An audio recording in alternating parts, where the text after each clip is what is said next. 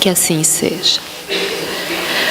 Hoje nós temos a felicidade de recebermos o nosso irmão, trabalhador aqui da Casa de Jesus, Mauri Viviane, e ele vai conversar conosco sobre o assunto O Homem de Bem.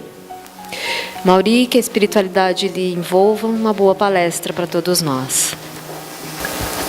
Caros amigos, caras amigas, sentimos-nos sempre muito sensibilizados e não podemos deixar de expressar nossa gratidão de podermos estar aqui reunidos para conversar e para refletir dos ensinamentos que Cristo legou a toda a humanidade por intermédio do seu Evangelho.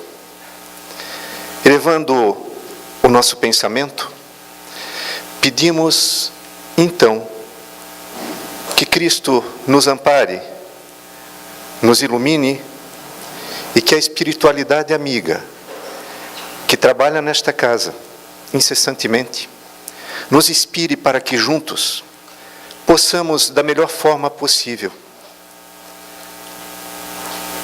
conhecer a respeito do tema que hoje nos apresenta e que possamos compreendê-lo e levar para nossas vidas tais ensinamentos, tais lições, para que possamos nos melhorar e nos aperfeiçoar a cada dia.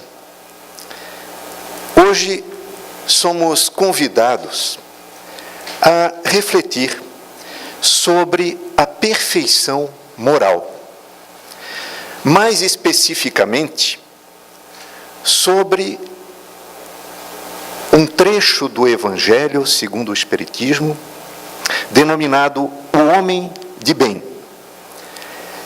Esta parte do Evangelho situa-se no capítulo 17 do Evangelho segundo o Espiritismo. E também nós encontramos na terceira parte do Livro dos Espíritos, no capítulo 12. Essa temática que lida de perto com a perfeição e com a nossa tarefa de evoluir, é muito apropriada e relevante para a sociedade contemporânea e para todos nós. Porque vivemos em tempos que podemos perceber uma certa angústia. Uma angústia generalizada em face do variado e dos variados problemas, especialmente de ordem moral. Somos gratificados porque atingimos os patamares da ciência e da tecnologia de tal maneira que a nossa vida se tornou mais fácil do que outrora. Mas, ao mesmo tempo, voltamos-nos mais para o materialismo e esquecemos, de certa maneira, muitos de nós da humanidade terrena, a manter o contato com a religiosidade, independentemente de qual doutrina ou de qual concepção religiosa. E nisso vemos o materialismo se avolumar, seja no consumismo desenfreado, seja na sensualidade, seja em certa crise de valores, e muitas vezes também pelo afastamento das leis de Deus. Nós muitas vezes nos surpreendemos quando não encontramos mais aqueles princípios fundantes que tratava-se a sociedade de antigamente. Vivemos em tempo que a hierarquia se dissipa e muitas vezes não vemos um líder apropriado, principalmente em sede dos governos humanos, em quais possamos nos inspirar para prosseguir a nossa vida reta e ordeira. E por isso, muitas vezes, percebemos que em alguns momentos, alguns segmentos da sociedade encontram-se, de certa forma, com esta angústia. Muitas vezes até com outros sintomas, inclusive até depressivos. E busca-se cada vez mais, na materialidade, a cura disto. Então, é apropriado que, em tempos de transição evolutiva, como anuncia a espiritualidade superior, em que se anuncia que a nova era se aproxima do nosso orbe terráqueo, que podemos então já perceber que essas mudanças se operam, como já informado pela espiritualidade, e que de um local de provas e expiações passará a se constituir o nosso planeta numa orbe de regeneração. E esta nova realidade nos faz perguntar, e com base na doutrina espírita, quais as diretrizes seguras que podem guiar a nossa conduta nesse período tão conturbado. Não que este seja o período único da humanidade, porque a nossa história é conturbada. Mas em alguns momentos operam-se transformações importantes e naturais, porque nada permanece para sempre. Tudo evolui, tudo se expande. Deus não cessa de criar, e assim é também com o universo e suas forças. Devemos encarar naturalmente as mudanças que se operam, mas podemos buscar na doutrina espírita a reflexão para podermos nos comportar, agir e pensar, para adequar-nos a esta nova sintonia.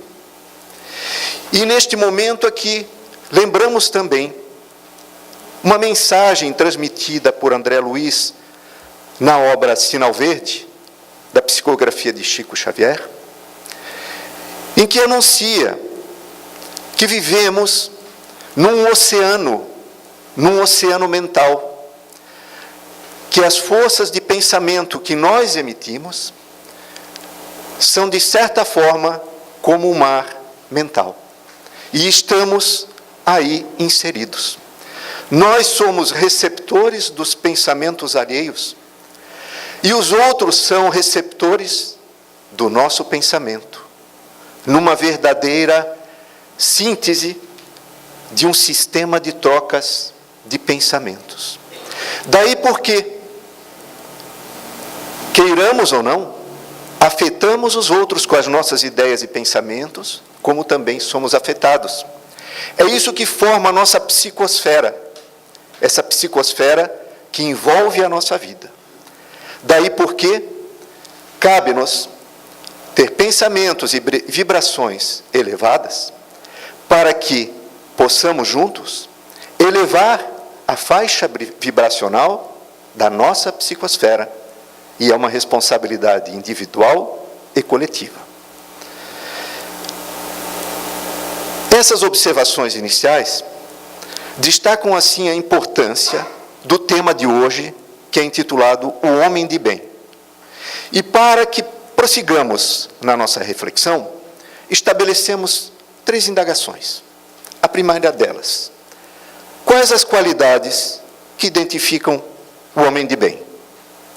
Segundo, podemos nós atingir essa condição de homem de bem?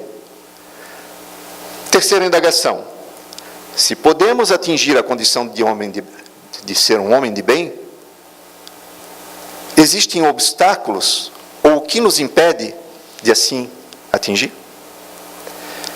Inicialmente já definimos bem que homem de bem, homem, a palavra homem aqui está significando ser humano. Então, homens e mulheres de bem, ser humano. Num primeiro momento, podemos relacionar a lei do progresso, ou a necessidade do progresso, e a doutrina espírita. A doutrina espírita é o nosso consolador prometido por Cristo. Os ensinamentos anteriores eram para uma humanidade que recebia determinado tipo de informação diante da sua evolução. Em determinado momento, outras informações são passadas pela religiosidade. Temos como a terceira revelação, sendo que a primeira foi a lei mosaica, depois veio Cristo, e Cristo anunciou a terceira revelação, quando a humanidade estivesse mais apropriada a receber esclarecimentos que para aqueles povos de então não seria ainda possível compreender. Mas nós já, embora mais próximos do início da escala evolutiva do que do fim, já trilhamos talvez alguns milênios por aí. Já somos, de certa forma, conferidos a nós, já, de certa forma, os entendimentos necessários para compreender a doutrina, porque ela esclarece aquilo que antes ficou, de alguma forma, com algum véu. O Espiritismo, transmitido pela espiritualidade superior e codificado por Kardec, ele permite que todos, de maneira clara, sistemática e também pedagógica, compreendam a respeito da origem, da natureza e do destino dos espíritos. E ainda da relação dos espíritos com o mundo corporal. Essa é a definição do Espiritismo. E destaca-se especialmente para a contribuição do aperfeiçoamento moral do ser humano. Nós podemos extrair das obras básicas de Kardec alguns postulados. O primeiro deles, que todos os seres são espíritos imortais criados por Deus em igualdade de condições, sujeitos às mesmas leis naturais de progresso, que levam todos gradativamente à perfeição. Segundo, que esse processo de perfeição e de progresso ocorre por intermédio de sucessivas encarnações para vivenciarmos diferentes experiências. E no período dessas encarnações, seria o terceiro postulado, o espírito fica na erraticidade, onde continua o seu progresso e também pode se comunicar com os homens encarnados. E o quarto postulado é que o progresso obedece às leis morais, ensinadas e vivenciadas por Jesus. Nós podemos perceber até esses postulados sempre que adentrarmos aqui na Casa Espírita, Casa de Jesus. Ali na placa de horários, acho que talvez alguns já perceberam, tem uma frase muito importante que sintetiza isso. Essa frase também está inscrita no dólmen de pedra que adorna o túmulo de Kardec no cemitério Père-Lachaise, em Paris. Diz o seguinte, esta gravação que está ali embaixo: nascer, morrer, renascer, ainda e progredir, sem cessar, tal é a lei. Isto implica o nosso incessante progresso através das reencarnações sucessivas nos diferentes mundos habitados. A questão 132 do Livro dos Espíritos assim esclarece, com referência à encarnação. Deus lhes impõe a encarnação com o fim de fazê-los chegar à perfeição. Para uns a expiação, para outros missão.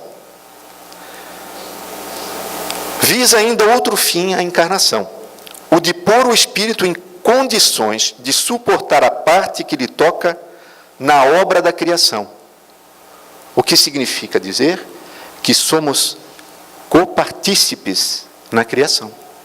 Diz mais, é assim que, concorrendo para a obra geral, ele próprio se adianta. Portanto, todos nós, individualmente, concorremos para a obra geral da criação, que é o progresso e evolução. Há o capítulo do Evangelho segundo o Espiritismo, de número 17, que é intitulado Sede Perfeitos. Existe uma belíssima passagem encontrada no Evangelho de Mateus, também conhecida como Sermão da Montanha, que podemos extrair o cerne da expressão sede perfeitos. Num trecho deste capítulo. Amai os vossos inimigos, fazei o bem aos que vos odeiam, e orai pelos que vos perseguem e caluniam. Porque se somente amardes os que vos amam, que recompensa tereis disso?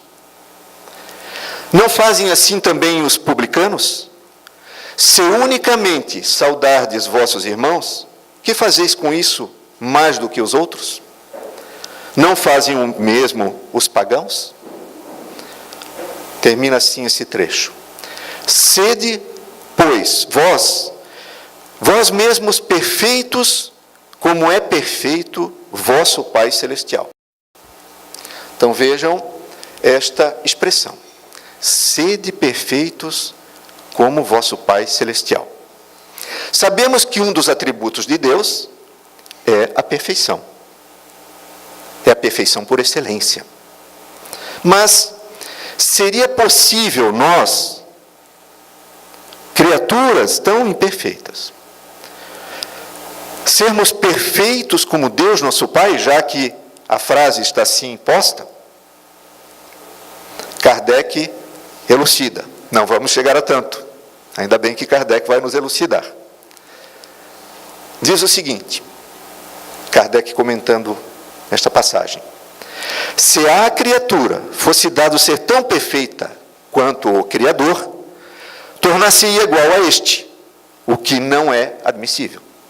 Portanto, deve entender-se aquelas palavras de Jesus no sentido da perfeição relativa, a de que a humanidade é suscetível e que mais a aproxima da divindade. Então, a nossa perfeição jamais pode ser comparada à perfeição de Deus. E sim, essa perfeição é a perfeição relativa a que podemos atingir. Mas qual seria essa perfeição relativa que nós, criaturas, poderíamos atingir? Está ali no mesmo trecho. Esclarece-nos Jesus que a nossa perfeição consiste em amarmos os nossos inimigos, fazermos o bem aos que nos odeiam e orarmos pelos que nos perseguem. Pelos que nos perseguem e caluniam. E a gente sempre pode pensar, mas eu sou tão bom, eu trato tão bem o meu filho ou a minha filha, ou eu trato tão bem o meu cônjuge, ou o meu amigo de tantos anos. Mas como adverte Jesus, isso seria fácil.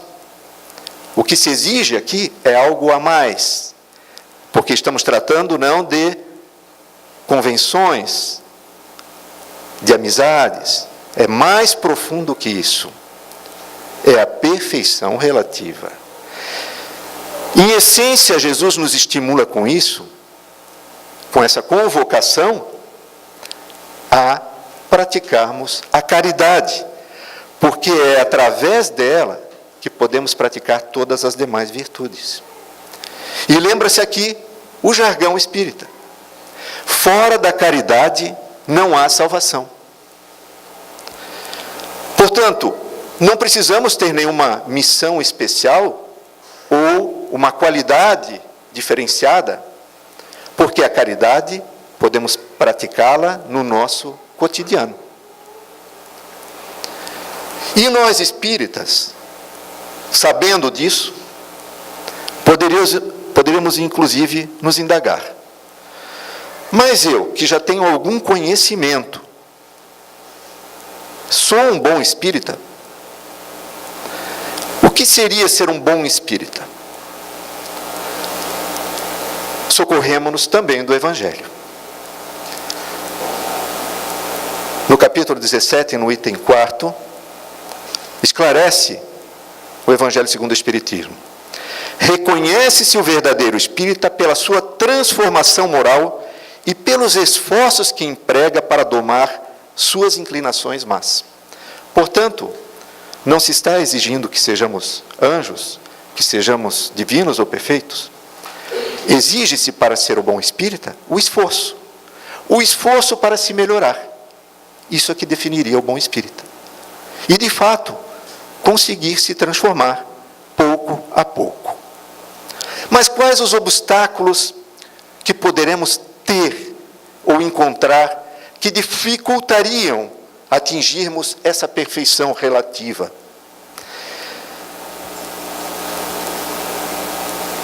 O que nos impediria? A questão 895 do Livro dos Espíritos esclarece que é o interesse pessoal e o apego às coisas materiais que são os sinais de inferioridade e de imperfeição. Ainda no Evangelho, no capítulo 11, encontramos a seguinte mensagem: o egoísmo, esta chaga da humanidade, deve desaparecer da terra, cujo progresso moral retarda. O egoísmo, pois, é o objetivo pelo qual todos os verdadeiros crentes devem dirigir suas armas, suas forças, sua coragem. Esse filho do orgulho é a fonte de todas as misérias do mundo. É a negação da caridade e, por conseguinte, o maior obstáculo à felicidade dos homens. Então, cabe-nos superar a cada momento os eventuais vícios que derivam-se do orgulho e do egoísmo. Porque nós ainda somos criaturas em processo evolutivo, de certa forma que se aproxima ainda do início. Se compreendermos que a evolução se dá por muitos e muitos anos.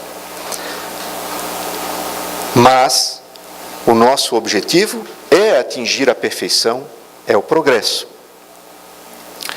Para isso, já que o nosso objetivo é a perfeição, nós procuramos seguir até algumas receitas que a própria doutrina espírita nos fornece. Porque essas receitas são a mensagem trazida por Jesus, que constam do Evangelho,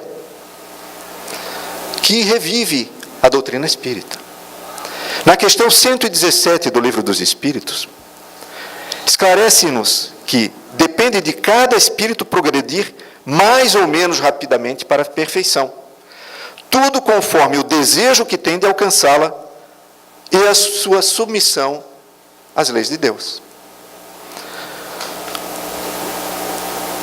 Não nos caberia questionar Deus por que não nos criou perfeitos, então? Mas poderíamos raciocinar e nós mesmos respondermos: que mérito teríamos se já tivéssemos sido criados perfeitos?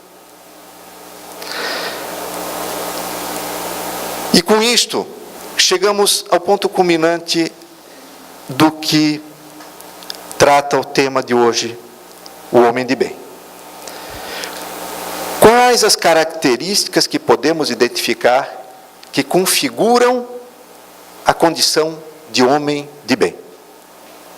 Socorremo-nos do Evangelho segundo o Espiritismo, no capítulo 17, item 3. É uma verdadeira receita que devemos seguir para a nossa própria evolução e para estarmos ajustados à lei de Deus. Aqui é uma exemplificação de algumas qualidades, mas seguindo algumas delas, estaremos no caminho das demais. A primeira: o verdadeiro homem de bem é o que cumpre a lei da justiça, de amor e de caridade na sua maior pureza. Aqui já poderíamos empacar na primeira, né? Cumpre a lei da justiça, de amor e de caridade na sua maior pureza.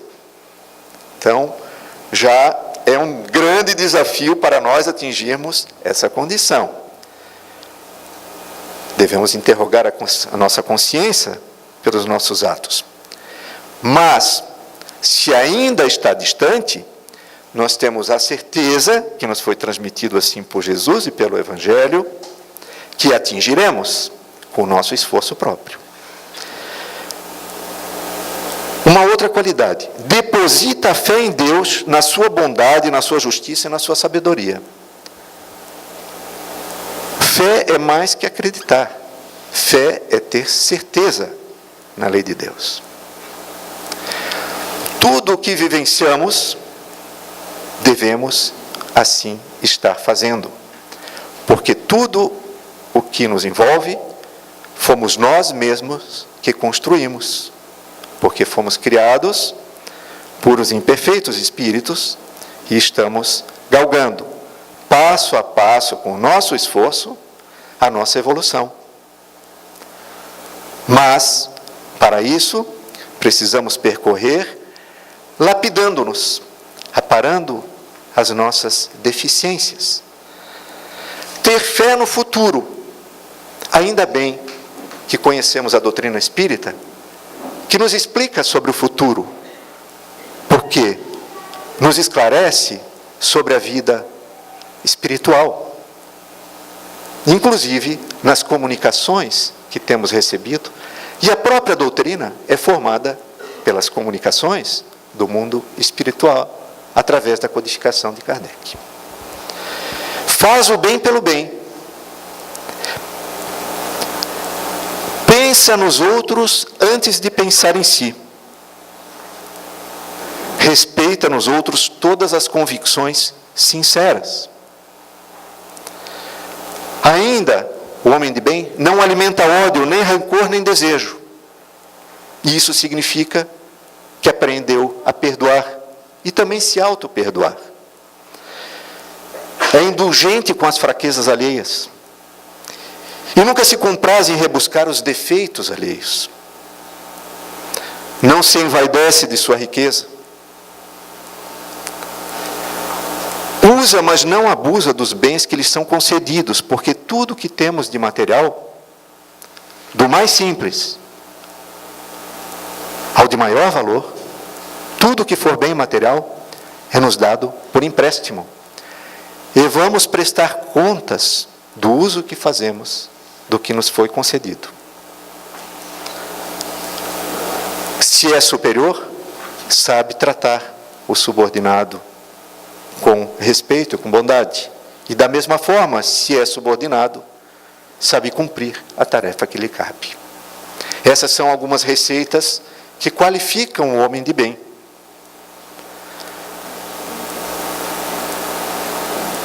E como podemos aperfeiçoar-nos para atingir essas qualidades? Primeiro, temos aí a ideia do homem no mundo. É no nosso cotidiano que disso trataremos.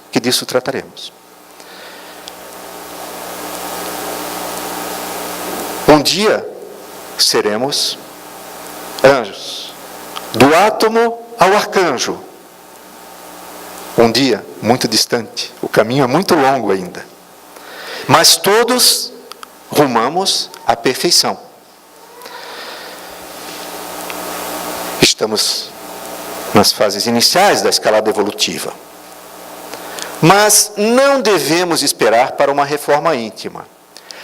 E esta reforma íntima é que nos é necessária para que possamos estar atingindo faixas vibracionais que nos comportem como homem de bem. Disso vimos que os maiores obstáculos são o egoísmo e o orgulho, e todas as demais deficiências que deles brotam. Mas, para enfrentarmos esses vícios morais, podemos nos socorrer de Santo Agostinho, que comparece no Livro dos Espíritos, na questão 919, e que diz o seguinte: para resistirmos à atração do mal e para ter uma forma mais prática de melhorar nesta vida, Santo Agostinho assim responde ao questionamento. Um sábio da antiguidade vô-lo disse: conhece-te a ti mesmo. É a tradição grega, já em Sócrates. Mas conhecer a si mesmo parece algo difícil. Como começar esse autoconhecimento, a conhecer-se a si mesmo? Santo Agostinho nos dá uma dica preciosa. Na mesma questão, ele fala do método que aplicou a si mesmo, que era o seguinte: fazer um exame de consciência ao final de cada dia, para verificar aí, no silêncio da sua intimidade, que hoje em dia é tão difícil, mas é possível, no silêncio da nossa intimidade, percebermos o que acertamos durante aquele dia, mas principalmente os nossos equívocos, porque são esses equívocos que nós temos que trabalhar. E a gente sabe, cada um de nós, lá no íntimo sabe disso. Qual é aquele principal? Qual é aquela aresta principal que precisa ser aparada? Aquela que nos causa os maiores problemas. Nós conseguimos identificar. Este é o autoconhecimento. É o conhecer-se a si mesmo, sem o que não temos condições de vencer o orgulho e o egoísmo, que são as chagas da humanidade. Lembremos que a lei de Deus está gravada em nossa consciência. Nós, em determinado momento da nossa faixa, de nossa trajetória evolutiva, não tínhamos a percepção de nossa consciência ainda como temos agora, e que vamos ter muito mais no futuro. Mas, para conhecer a lei de Deus, que está gravada em nossa consciência, temos que acessá-la. Este é o autoconhecimento que pode nos permitir. A perfeição nos aguarda. Se vivemos nesse período de transição, não seríamos nós, talvez, os trabalhadores de última hora? Lembrando ou fazendo uma alusão à parábola de Cristo no Evangelho? E sabemos que mesmo que sejamos aqueles de última hora, os que chegaram já quase no final do expediente, mas sabemos, como Jesus nos prometeu, que todos terão sua recompensa, de acordo com o trabalho, com a tarefa realizada.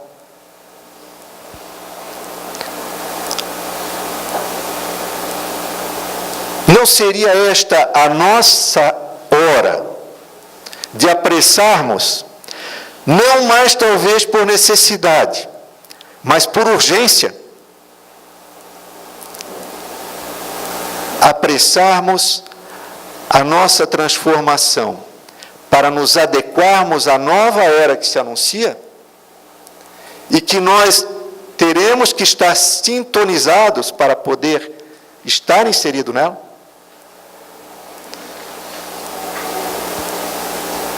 Conhecemos a doutrina espírita, mas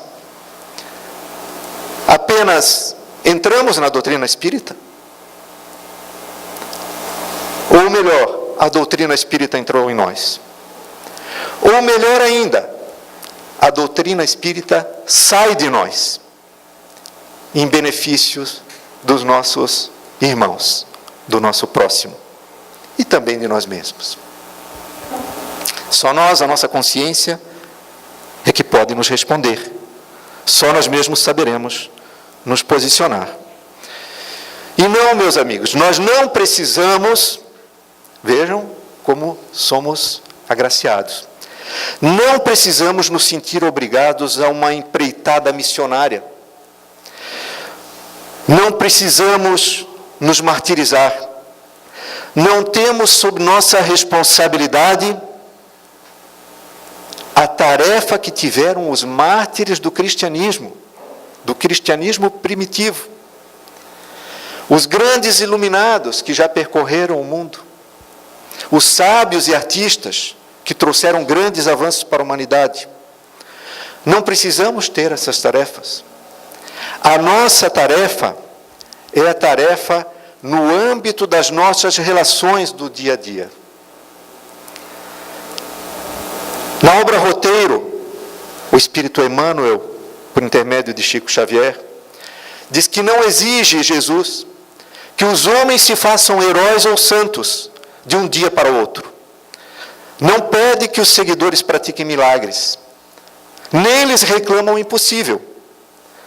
Dirige-se a palavra dele, de Cristo, à vida comum, aos campos mais simples do sentimento, à luta vulgar e às experiências de cada dia. E isso nós podemos fazer nos nossos lares,